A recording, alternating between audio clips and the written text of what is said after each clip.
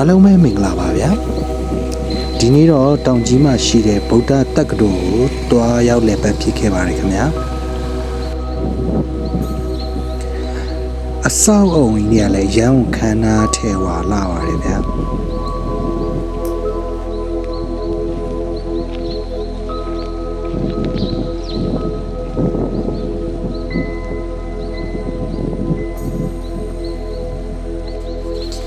ကျောင်းဝင်းထဲမှာလည်းတန့်ရှင်းပြီးတော့ထုတ်ထားတဲ့စီကံချက်လေးတွေရှိလို့တွားရောက်လည်ပတ်ဖြစ်ခဲ့မယ်ဆိုရင်တေချာဖတ်ရှုပြီးလိုက်နာစေချင်ပါတယ်ခင်ဗျာ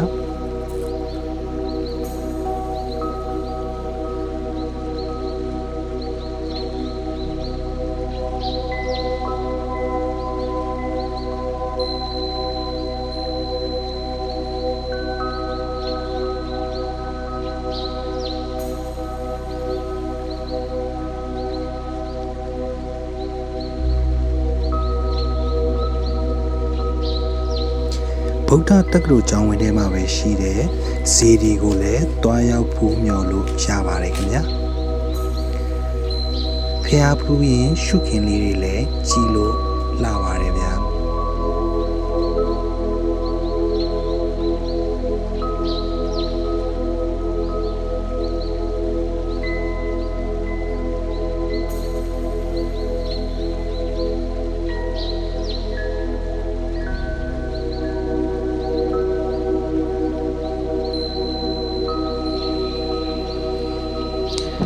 ဟိုနားမှာလမ်းမြင်နေရတဲ့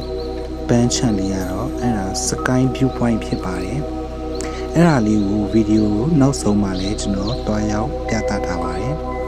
ဗုဒ္ဓတက္ကသိုလ်ကျောင်းဝင်းကရက်မှာရှိတဲ့ဖုံးကန်မြင့်မေတ္တာနန္ဒာစီတီကိုလည်းတွားရောက်ဖူးမြော်ခဲ့ပါတယ်ခင်ဗျာ